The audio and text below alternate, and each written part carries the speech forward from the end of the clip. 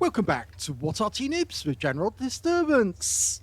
This is a T1 Heavy, it's a Tier 5 American heavy tank. It's located on the north spawn of Siegfried line, and it's under the command of BobOssie. And I think that may be the alternate account for Provo Bob. And he's got the kangaroos on the side of his turret. Game on! Well, we've all seen the T1 Heavy before. Yes, it's the entry if you want to get into the American heavy tank line. It's got very thick armour at the front of the vehicle and not much at the back, but it is a cast hull, which does give it some strength. The armament is a 76mm caliber gun, which is capable of 115 alpha, penetrating 128mm with standard ammo, and it does have APCR, which can act as the premium rounds, and also HE capable of 185 and 38mm pen. Now it's tier 5 and he's landed in a tier 5 game with tier 4 tanks in it, so he should be able to do quite a lot of damage to the enemy. You just got to keep your front to the enemy because that's where all the armour on this vehicle is. So yeah, don't let the enemy shoot into your sides, because then you will suffer loss. And he has been spotted by the enemy. Got into the little alcove. Now this area can be a bit of a trap if the enemy can get to the corners and actually shoot in through the gaps. So he's actually coming out of that area. You can either go out the far end and that will put you in a bit of a hole, but he took a round there from a Panzer KW1 or KV1, which is actually the KV1 tank as captured by the Germans. So he's taken 2 rounds from that guy.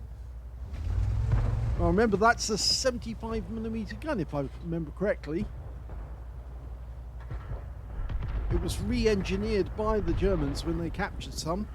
They put the German gun on it instead of the Soviet one. Mainly because, of course, they had plenty of they had plenty of German ammunition. Didn't have much in the way of Soviet ammunition. Well, you can see he's taken a few rounds through the side of the vehicle, which is not so great. He's backing up there. You can see there's nobody actually in that corner, so he's safe in that corner at the moment. But that KV or KW1 keeps firing rounds into him. I think that's because he's maybe over-angling. Yes, he's bounced around this time, so he's properly angled this time. Yes, he auto-aimed on. You don't want to auto-aim on a target like that, because it will follow the tank as it pulls back behind cover. Ideally, what you want to do is catch him when he's most vulnerable, when his weak spots are visible, and then pull back.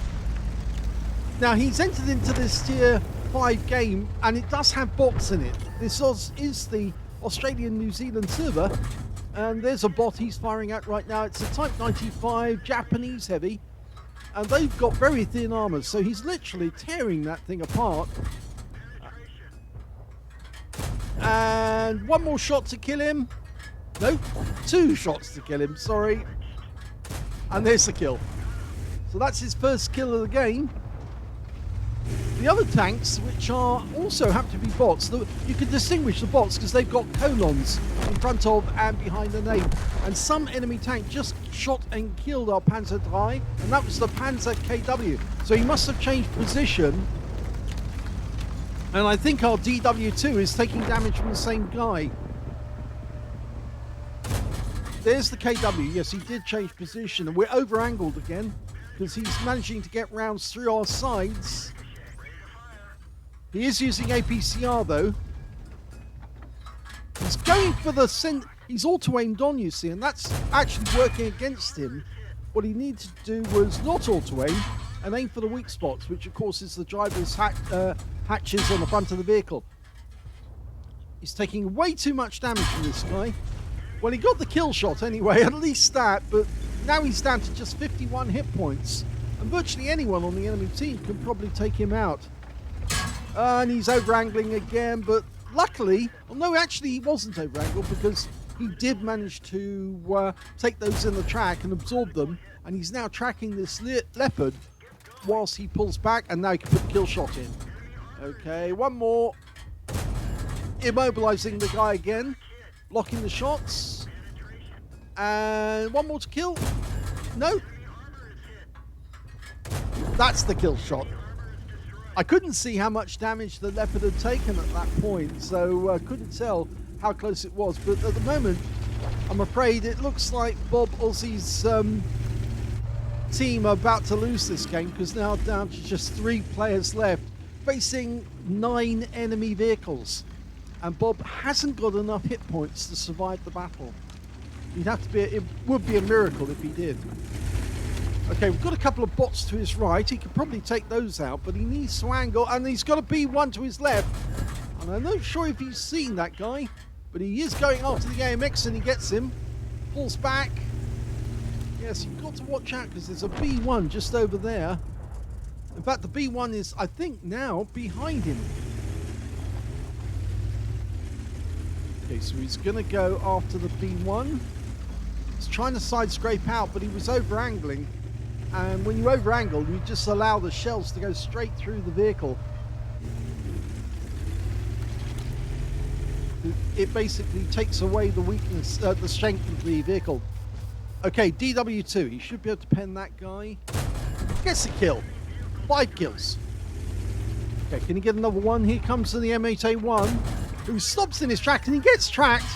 Oh, we took 1 penetrating round. He's firing HE, that M8A1. And there's the kill shot. Oh, Amarak! Lovely one. And that's his top gun. So at least it's not going to be a total loss, even if they do lose the game. He's now facing 4 enemy tanks. There's the B1. This is going to be the big problem, this guy. Because, yeah, he's firing standard AP, and it's not going through the front of this thing. He needs to fire the APCR, because the armor on this thing's actually quite strong. He is getting those rounds in, but he's losing hit points. He's down to 16. One more shot from that B1 could be enough to finish him. Well, he does get the kill, but unfortunately, the Panzerachtunddreißig nur Art got the kill on him. Here's the end of battle stats, and that was the first class tanker for BobOssie in the T1 heavy tank. He also got a bruiser medal for getting at least 5 critical hits. In fact, he managed to get 18.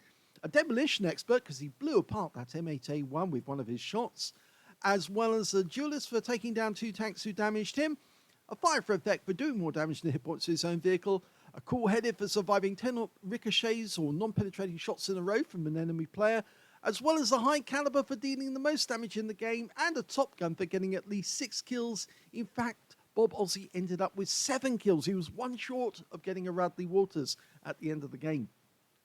Look at team score. We can see he actually got the highest damage in the game, 3,132 hit points. That's quite a big score, because the second highest was the enemy KV1, and we never saw him. He got 1,941 hit points. And the third highest, well, we did see this guy, and this is the guy who actually claimed most of BobOssie's hit points. He got 1,576, and that was the Panzerkampfwagen KW1, or KB1, as the Germans would actually refer to it. So, yes, he did rather well by taking most of Provo Bob's, or BobOssie's, because I think this is his alternate account, taking most of his hit points away. When it came to kills, BobOssie got the highest with 7. Second highest was the M10 Wolverine on the enemy team with 4. 3 kills went to the KV1 on the enemy team. And when it came to base XP, you won't believe this, he's on the losing team, but he actually got the highest base XP in that game. 948 went to BobOssie, 910 went to the Panzerkampfwagen KW1, and 828 went to the KV1 on the enemy team. So even though he was on the losing team, he put in such a good effort to win that he actually ended up with a higher base than the leading player on the winning team. That takes some doing. He fired 46 shots in that game.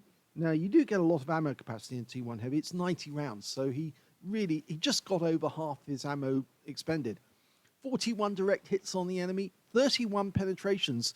You can see the difference between those two means 10 shots didn't pen.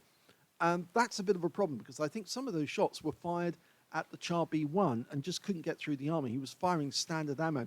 I did say at the time, I think he should have switched to premium ammo, on the Char B1 because it does have heavy armor at the front of the vehicle. And yes, there are some weak spots you can actually aim at, such as the turret, the driver's port, to get the shells through.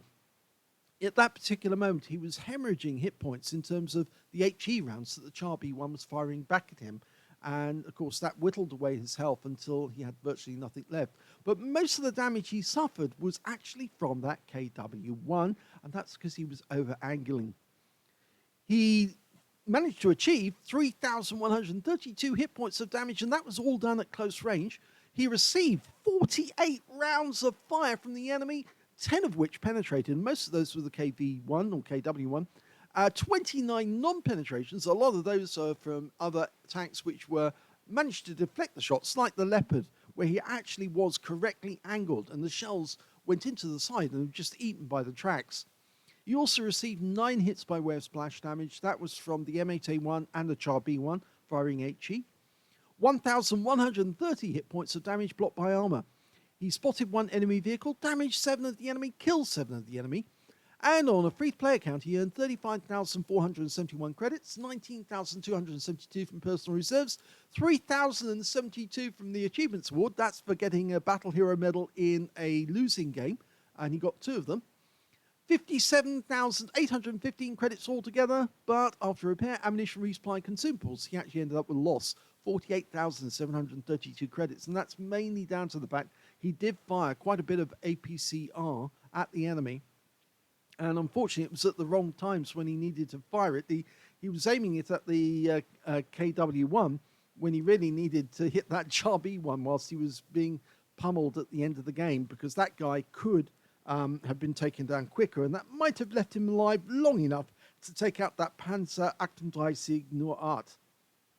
Anyway, he did suffer a loss, but he did get 948 base XP, 513 for the Achievements Awards, 1,461 from personal reserves, and took away 2,922 experience points altogether. That's not bad in a losing game to be the best player on the enemy team or on the losing team and still come away with decent scores. So that's the end of BobOssie's battle. I'm pretty sure he is the same. It's the same player as Provo Bob, but in this one, it must be his alternate account. At least I suspect it is. Either that or he's renamed his account, but he is still in the one ARRV clan. But we've got a second replay featuring the T1 Heavy for you, so let's have a look at that one. The second replay is on the Sand River map, Eastbourne, and it's Red Dog Alpha 1. Game on. Well, he's played the T1 Heavy quite a lot. You can see 3 marks of excellence on the barrel already. And, well, Red Dog Alpha 1 is also on the Australian server, I believe. And that's why there are bots in this game as well. Quite a lot of them. He's decided he's going to go north. And that means he's going through the northeast corner of the map. Going to go up there onto the pass. Now, this tank does have 10 degrees of gun depression, which does actually help a great deal. It was they started work on the T1E2 in May of 1940, and it was designed as a heavy tank right from the start. As I said, they actually made a cast hull, and it had a hydromechanical transmission system, so it was quite a complex automatic transmission. Also had double disc hydraulic converters, and they actually redesigned it later on, and that's where you got the M6, and it picked up a 90mm gun then, which made it quite powerful. Most of the armor, as I said, is at the front of the vehicle. That's what you don't want to hit. You want to hit the sides if you can. That's where the armor is its weakest. Okay, 76mm gun, capable of 115 alpha, penetrating 126 or 128mm of armor. And he spotted the enemy already. It's a Chi-He, or at least I think that may have been the Lux and the Stuart on his team who spotted them. Now, he's got no support at the moment because the P2640 decided to hang back, and he's not even made it into this area at all yet. So he's working this one all on his own against the Chi-He, but the Chi-He is only a medium, So he should be able to get an advantage over this guy using his gun depression. Now you can see there he could almost get his gun on the guy. He's auto-aiming, well not auto-aiming, no, he's third-person shooting. And he's getting rounds into that GE, but he's auto-aiming onto him. The GE's firing just standard HE, but standard AP, but he's out the game. Who's next? Well, next is a DW2, and he shouldn't have any problem penetrating this guy at all, because he's got very thin armor. Actually, he is having difficulty, because he's auto-aiming on the guy, and he should be manually aiming at these shots. That's better, he's getting these shots in now. In fact, he's firing the premium rounds, and they're going straight through. So it's going to cost him a bit because of the premium rounds. He could have penetrated that guy with standard AP. But there you go, he's got a second kill. Nice one. Off he goes. Yes, this is one of the tanks that you can fairly easily 3-mark once you come into the game, right from the very start. Mainly because it's very forgiving, like the Excelsior, the other tank that you can actually use straight from the start. They've got good frontal armor, and so long as you don't over-angle when you shoot at the enemy, you won't suffer too much damage. He blocked 580 hit points of damage during that game, but he did during that battle, but the Chi did get some penetrating shots. Now again, he's all alone, and what he needs to watch out for though is that there's an enemy SU-2 122 up ahead of him, and that guy, well, he's got twin guns capable of doing a lot of damage. Now that M8A1 was very silly because he's been spotted from elsewhere. We've lost sight of him. The SU-2 122 was seen on that bridge going over the riverbed, so he might be at this moment waiting for us to come into view so he can get a double shot in. We could lose a lot of hit points if that happens. He's landed in a tier 5 game with tier 4 tanks in it. Again, he's got really no help at all from his teammates at this moment.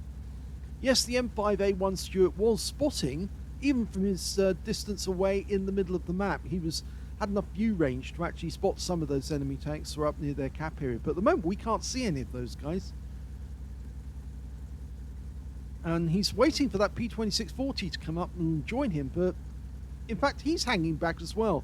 So there's not a lot that Red Dog Alpha 1 can do unless the enemy comes to him. And it looks like that M8A1 is trying to spot. Yes, the M8A1, otherwise known as the Scott, could spot. Oh, no, the SU-122 SU-2 122 has just come into sight, and he's further back. Oh, nice pen. Low roll. Another low roll. Okay, so that guy's now one shot.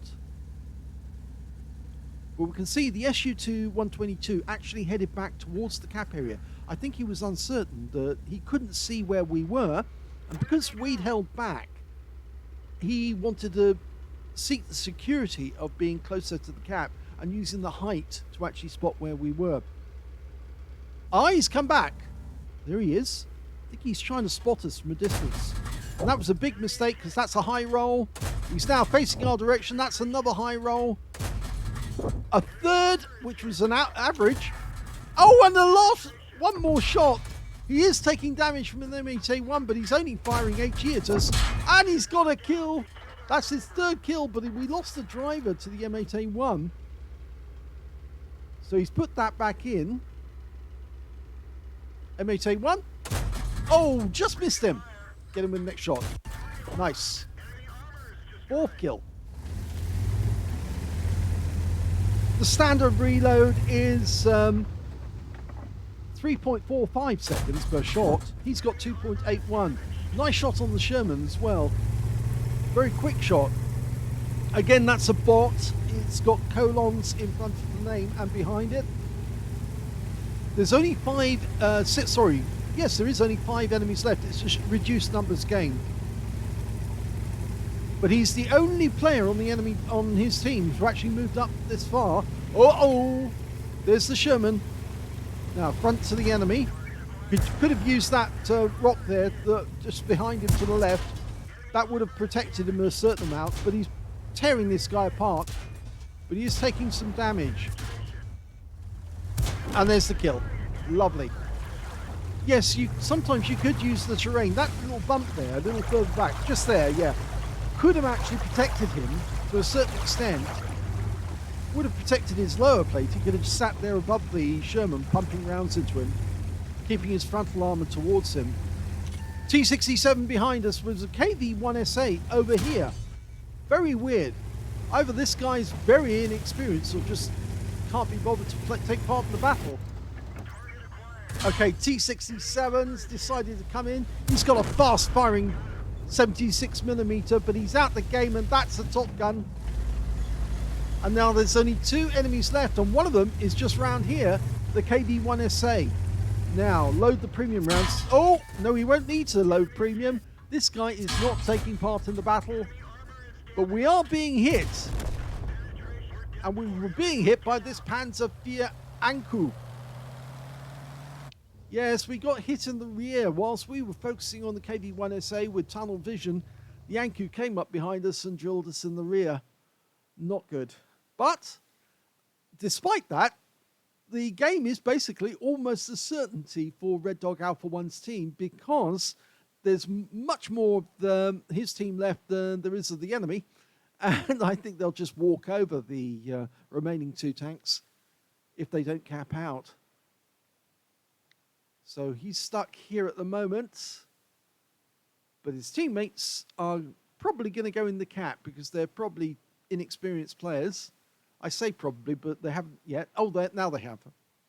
A lot of premature capulation nowadays. It's a common problem. Oh, they've stopped capping. They want the kills. And yes, the KV-1SA is still here. And the Anku goes down with 1 shot. That's that annoying one with the Japanese girls in it. I say annoying, but it's only because their high-pitched voices is really annoying. And everybody's just piling in now to get the extra hit points. KV-1SA's just given up. And that's the end of the game.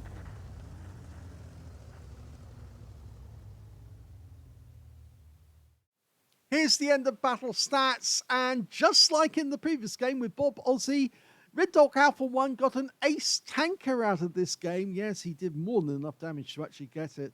He got a duelist as well for taking down 2 tanks who damaged him, a 5 for effect for doing more damage than hit points to his own vehicle, a bruiser medal for getting at least 5 critical hits. In this one he got 10, and he got the high caliber for dealing the most damage in the game, and a top gun for getting at least 6 kills. Just like Bob, they both managed to do extremely well, except, of course, Red Dog Alpha 1 unfortunately got taken out at the end because he was tunnel visioning on that KV-1SA, and he wanted it so hard, he forgot that there was an Anku behind him shooting him in the posterior. Sadly, that meant that he wasn't alive at the end of the game, but BobOssie wasn't either. He died. But just look at that win rate again. 17,482. That's super unicum and a lot more. And just goes to show why Red Dog Alpha 1 has 3 marks of excellence on his barrel. He basically was the only player who was playing the other end of the map during that game, most of the game, and he still took on all the enemy tanks that came towards him. The only one he forgot about was the Anku, and that was a pity. Anyway, let's have a look at the team scores. Highest damage, 3,219 hit points of damage. The next highest scorer being the T67 on the enemy team with 1,636, and that's a rather OP tank destroyer, that one. Well worth having in your inventory if you don't have one. Most people do, actually, funnily enough. It's now in the collector's tab, if I remember correctly.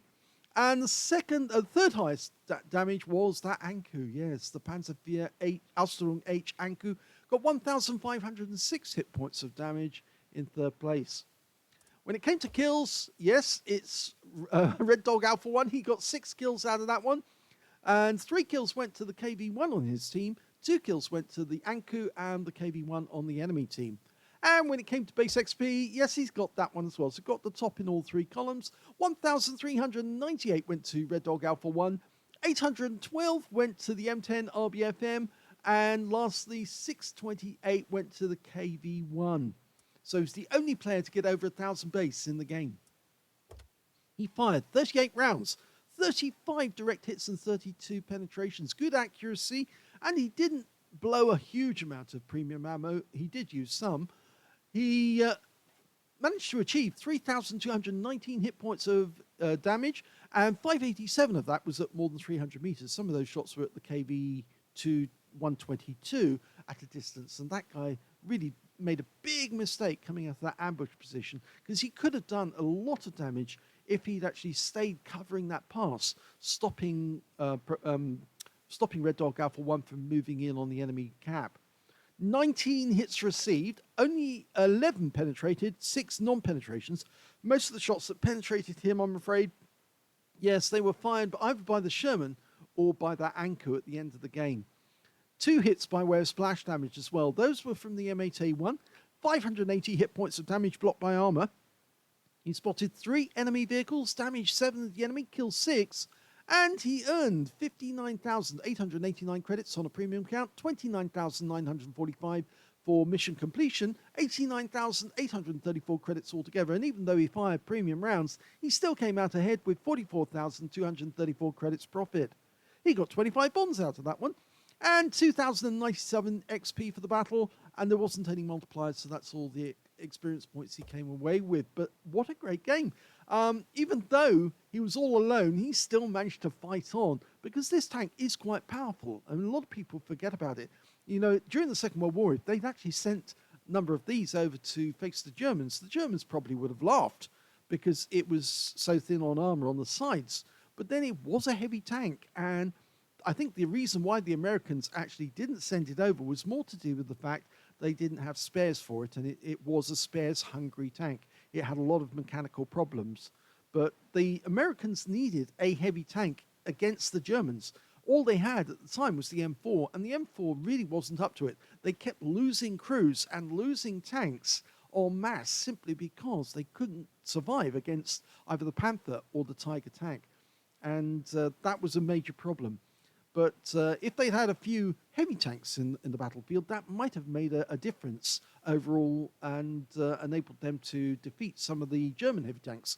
Mind you, towards the end of the war, the Germans did have tanks like the Jagdtiger and the Jagdpanther, and they were literally lethal against anything they came up against. So I don't think even a T1 Heavy would have been able to defeat those tanks at all.